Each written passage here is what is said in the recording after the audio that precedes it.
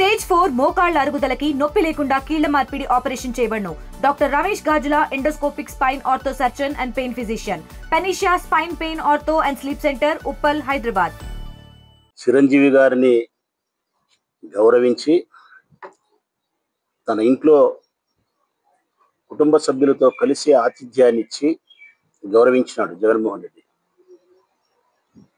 చిత్ర పరిశ్రమకు సంబంధించిన పెద్దలందరూ ముఖ్యమంత్రి హోదాలో ఉన్న జగన్మోహన్ రెడ్డి గారిని కలిసినప్పుడు వారిని ఎంతో సాదరంగా ఆహ్వానించి వారికి మర్యాదను, గౌరవాన్ని ఇచ్చి వారి సమస్యలను కూడా ఓపికగా విన్న మంచి నాయకుడు జగన్మోహన్ రెడ్డి. వినడమే కాకుండా చిత్ర పరిశ్రమకు సంబంధించిన పెద్దలు కలిసి వారి ఇబ్బందులు ఏమైతే ఉన్నాయని చెప్పుకున్నారో వాటిని ఇమ్మీడియట్గా పరిష్కరించినాడు. కాబట్టి ఆ రోజు మీరు సినిమా టికెట్ల మీద ధర పెంచుకోగలిగినారు. ఇది సత్యం. ఆనాడు జగన్మోహన్ రెడ్డి గారు ముఖ్యమంత్రిగా ఉన్నప్పుడు చిత్ర పరిశ్రమకు సంబంధించిన చిరంజీవి దగ్గర మొదలుకొని అందరూ కలిసినప్పుడు జరిగినటువంటి వాస్తవం ఇది. కానీ సత్యానికి విరుద్ధంగా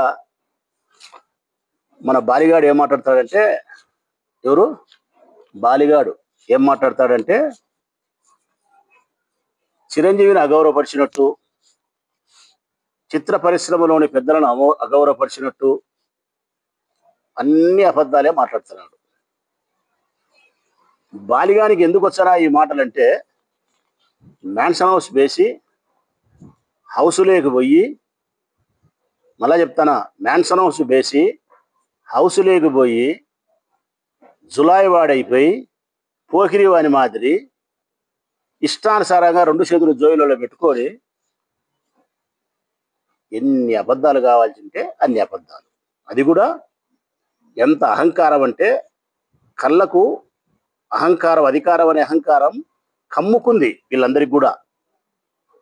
ఈ అహంకారం ఎన్నాళ్ళు ఉంటుందంటే, అధికారం ఉన్నంత వరకు ఉంటుంది.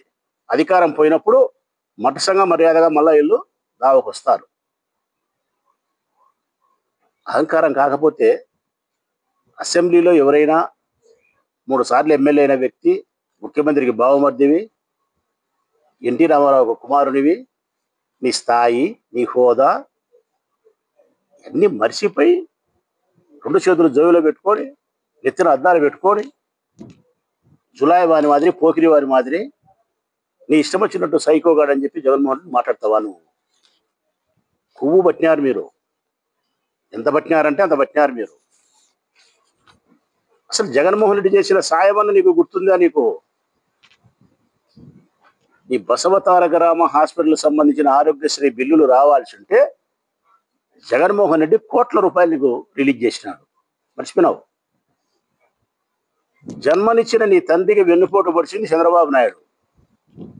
అట్టి చంద్రబాబు నాయుడుతో కలిసి ప్రయాణం చేస్తున్నావు. నీ బిడ్డను ఆ ఇంటికి ఇచ్చుకున్నావు. స్వార్థపరునివై మీ నాయన్ను చెప్పులతో వేయించిన మనిషితో నువ్వు బంధుత్వాన్ని కలుపుకొని ఊరేగుతున్నావు. కానీ జగన్మోహన్ రెడ్డి నీ తండ్రి నాయకత్వాన్ని, మంచితనాన్ని, ప్రజల్లో ఆయనకు ఉండే బలాన్ని గుర్తించి కృష్ణా జిల్లాకి ఎన్టీఆర్ జిల్లాని నామకరణం చేసిన వ్యక్తి జగన్మోహన్ రెడ్డి. అది మర్చిపోయినావు. నీ ఇంట్లో తుపాకులతో కాల్చి నువ్వు జైల్లో చిప్పకూడి తినాల్సినోనివి. చిప్పకూడి తినకుండా నేను సంరక్షించిన వాడు రాజశేఖర్ రెడ్డి. ఆ రక్తమే జగన్మోహన్ రెడ్డి.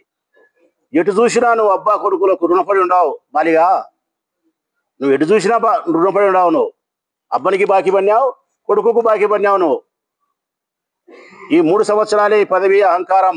మళ్ళీ తర్వాత నీ పేరు కూడా డిజిటల్ బుక్లో ఉంటుంది. నువ్వు అతిపూరి వ్యవహారం చేస్తే నీ పేరు కూడా డిజిటల్ బుక్లో ఖచ్చితంగా ఉంటుంది. దాంట్లో ఏం మర్చిపోవాల్సిన అవసరమే లేదు.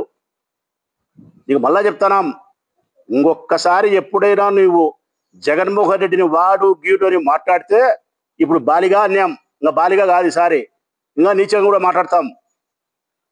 మీరేమన్నా బెదిరించుకోవాలనుకుంటారేమో. వాస్తవానికి జగన్మోహన్ రెడ్డి సౌమ్యుడు. జగన్మోహన్ రెడ్డి వినయం కలిగిన మనిషి. ఏమాత్రమే కానీ గర్వం లేని మనిషి. తన దగ్గరికి బీద, సాదా, అధికారి, ఐఏఎస్ ఎవడొచ్చినా కూడా చాలా సౌమ్యంగా, వినయంగా, ప్రేమగా అన్నా అని సంబోధించి మాట్లాడతాడు. మహిళలను ఎంత గౌరవించాలో అంత గౌరవిస్తాడు. చిన్నపిల్లలను ఎంత ప్రేమగా హక్కును చేర్చుకోవాలనో చేర్చుకోగలుగుతాడు. అట్లా మనిషిని పట్టుకొని మీరు సైకోగాడంటారా? బుద్ధి మీకు అంతన్నా. జగన్మోహన్ రెడ్డిలో ఉండే లక్షణాలలో ఒక్క లక్షణం ఉందే మీకు, మంచి లక్షణం. ఎంత ఓపిక కలిగిన వాడు ఆయన, కాలానికి ఎదురీదగలిగిన ఓపిక కలిగిన వాడు, ఎన్ని కష్టాలు వచ్చినా లొంగకుండా ఉండే ధైర్యవంతుడు, తను అనుకునే విజయాన్ని చేర్చుకునే దానికోసం, విజయ తీరానికి చేరడం కోసం ఎంత శ్రమించాలో అంత శ్రమించేవాడు. తన నాయకత్వ పటిమతో ఈ రాష్ట్రంలో ఉండే పేద వర్గాలకు మేలు చేసే నాయకుడు. అట్లా పట్టుకొని సైకోగాడంటావు నువ్వు. జగన్మోహన్ రెడ్డి గారి కాలి గోటిలోని దుమ్ముకు కూడా బాలిగా నువ్వు సమానం కాదు. తెలుగులో న్యూస్ కి ఫాస్టెస్ట్ యాప్ ఇప్పుడు టోటల్లీ న్యూ అవతార్లో జస్ట్ 5 seconds లో కంప్లీట్ న్యూస్. సోషల్ మీడియాలో ట్రెండ్స్ కి వన్ స్టాప్ సొల్యూషన్.